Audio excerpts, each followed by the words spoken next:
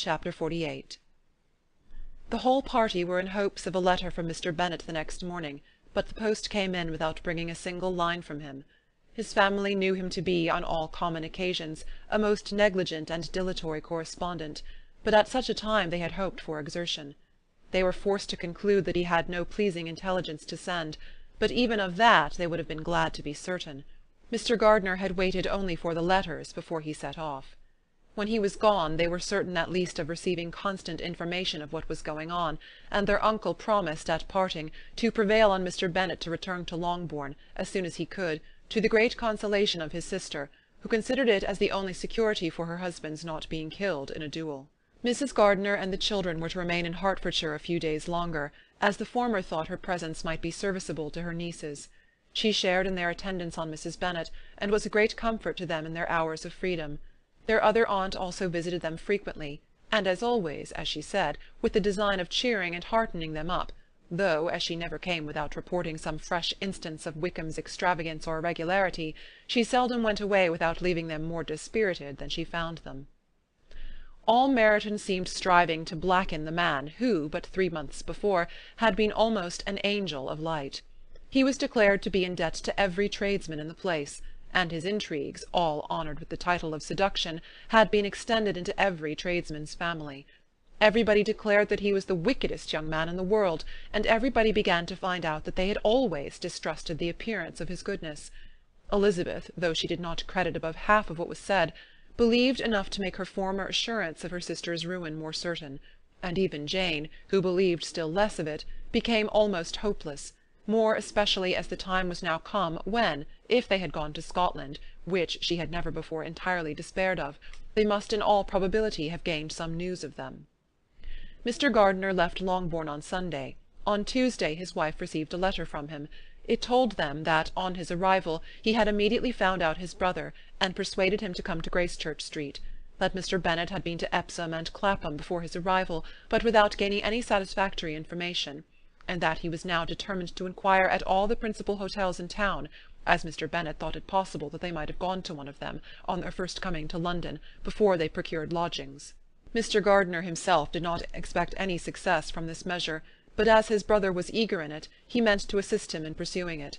He added that Mr. Bennet seemed wholly disinclined at present to leave London, and promised to write again very soon. There was also a postscript to this effect. I have written to Colonel Forster to desire him to find out, if possible, from some of the young man's intimates in the regiment, whether Wickham has any relations or connections who would be likely to know in what part of town he has now concealed himself. If there were any one that one could apply to with the probability of gaining such a clue as that, it might be of essential consequence. At present we have nothing to guide us. Colonel Forster will, I dare say, do everything in his power to satisfy us on this head. But on second thoughts, perhaps, Lizzie could tell us what relations he has now living better than any other person. Elizabeth was at no loss to understand from whence this deference to her authority proceeded, but it was not in her power to give any information of so satisfactory a nature as the compliment deserved. She had never heard of his having had any relations, except a father and a mother, both of whom had been dead many years. It was possible, however, that some of his companions in the Blankshire might be able to give more information, and though she was not very sanguine in expecting it, the application was a something to look forward to. Every day at Longbourn was now a day of anxiety, but the most anxious part of each was when the post was expected. The arrival of letters was the grand object of every morning's impatience. Through letters, whatever of good or bad was to be told would be communicated, and every succeeding day was expected to bring some news of importance.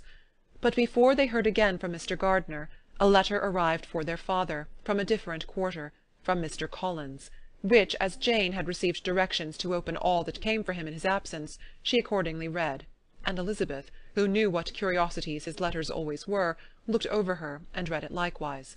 It was as follows. My dear sir, I feel myself called upon, by our relationship and by situation in life, to condole with you on the grievous affliction you are now suffering under, of which we were yesterday informed by a letter from Hertfordshire. Be assured, my dear sir, that Mrs. Collins and myself sincerely sympathize with you and all your respectable family in your present distress, which must be of the bitterest kind, because proceeding from a cause which no time can remove. No arguments shall be wanting on my part that can alleviate so severe a misfortune. or that may comfort you under a circumstance that must be of all others the most afflicting to a parent's mind. The death of your daughter would have been a blessing in comparison of this, and it is the more to be lamented, because there is reason to suppose, as my dear Charlotte informs me, that this licentiousness of behaviour in your daughter has proceeded from a faulty degree of indulgence, though, at the same time, for the consolation of yourself and Mrs. Bennet, I am inclined to think that her own disposition must be naturally bad, or she could not be guilty of such an enormity at so early an age. Howsoever that may be, you are grievously to be pitied, in which opinion I am not only joined by Mrs. Collins, but likewise by Lady Catherine and her daughter, to whom I have related the affair. They agree with me in apprehending that this false step in one daughter will be injurious to the fortunes of all the others, for who, as Lady Catherine herself condescendingly says, will connect themselves with such a family? And this consideration leads me moreover to reflect, with augmented satisfaction, on a certain event of last November, for had it been otherwise, I must have been involved in all your sorrow and disgrace. Let me then advise you, dear sir, to console yourself as much as possible, to throw off your unworthy child from your affection for ever, and leave her to reap the fruits of her own heinous offence. I am, dear sir, etc., etc. Mr. Gardiner did not write again till he had received an answer from Colonel Forster, and then he had nothing of a pleasant nature to send. It was not known that Wickham had a single relationship with whom he kept up any connection, and it was certain that he had no one near living. His former acquaintances had been numerous, but since he had been in the militia, it did not appear that he was on terms of particular friendship with any of them. There was no one, therefore, who could be pointed out as likely to give any news of him, and in the wretched state of his own finances there was a very powerful motive for secrecy, in addition to his fear of discovery by Lydia's relations, for it had just transpired that he had left gaming debts behind him to a very considerable amount. Colonel Forster believed that more than £1,000 would be necessary to clear his expenses at Brighton. He owed a great deal in town, but his debts of honour were still more formidable. Mr. Gardiner did not attempt to conceal these particulars from the Longbourn family. Jane heard them with horror. "A gamester!" she cried.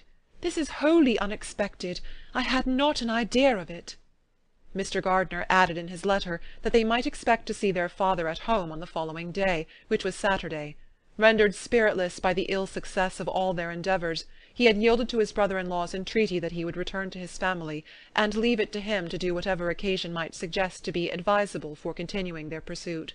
When Mrs. Bennet was told of this, she did not express so much satisfaction as her children expected, considering what her anxiety for his life had been before. "What! Is he coming home, and without poor Lydia?" she cried. "Sure he will not leave London before he has found them. Who is to fight Wickham and make him marry her, if he comes away?" As Mrs. Gardiner began to wish to be at home, it was settled that she and the children should go to London at the same time that Mr. Bennet came from it. The coach therefore took them at the first stage of their journey, and brought its master back to Longbourn. Mrs. Gardiner went away in all the perplexity about Elizabeth and her Derbyshire friend that had attended her from that part of the world. His name had never been voluntarily mentioned before them by her niece, and the kind of half-expectation which Mrs. Gardiner had formed of their being followed by a letter from him had ended in nothing. Elizabeth had received none since her return that could come from Pemberley. The present unhappy state of the family rendered any other excuse for the lowness of her spirits unnecessary. Nothing therefore could be fairly conjectured from that, though Elizabeth, who was by this time tolerably well acquainted with her own feelings, was perfectly aware that, had she known nothing of Darcy, she could have borne the dread of Lydia's infamy somewhat better. It would have spared her, she thought, one sleepless night out of 2. When Mr. Bennet arrived, he had all the appearance of his usual philosophic composure. He said as little as he had ever been in the habit of saying, made no mention of the business that had taken him away, and it was some time before his daughters had courage to speak of it. It was not till the afternoon, when he had joined them at tea, that Elizabeth ventured to introduce the subject, and then, on her briefly expressing her sorrow from what he must have endured, he replied, "Say nothing of that. Who should suffer but myself? It has been my own doing, and I ought to feel it." "You must not be too severe upon yourself," replied Elizabeth. "You may well warn me against such an evil. Human nature is so prone to fall into it. No, Lizzie, let me once in my life feel how much I have been to blame. I am not afraid of being overpowered by the impression. It will pass away soon enough." "Do you suppose them to be in London?" Yes. Where else can they be so well concealed? And Lydia used to want to go to London, added Kitty. She is happy, then, said her father dryly, and her residence there will probably be of some duration. Then, after a short silence, he continued, Lizzie, I bear you no ill will for being justified in your advice to me last May, which, considering the event, shows some greatness of mind. They were interrupted by Miss Bennet, who came to fetch her mother's tea. This is a parade, he cried, which does one good. It gives such an elegance to misfortune. Another day I will do the same. I will sit in my library in my nightcap and powdering-gown, and give as much trouble as I can. Or perhaps I may defer it till Kitty runs away. I am not going to run away, papa, said Kitty fretfully. If I should ever go to Brighton, I would behave better than Lydia. You go to Brighton? I would not trust you so near it as Eastbourne for £50. No, Kitty, I have at last learnt to be cautious, and you will feel the effects of it. No officer is ever to enter my house again, nor even to pass through the village. Balls will be absolutely prohibited, unless you stand up with one of your sisters, and you are never to stir out of doors till you can prove that you have spent 10 minutes of every day in a rational manner. Kitty, who took all these threats in a serious light, began to cry. Well, well, said he, do not make yourself unhappy. If you are a good girl for the next 10 years, I will take you to a review at the end of them. End of chapter 48.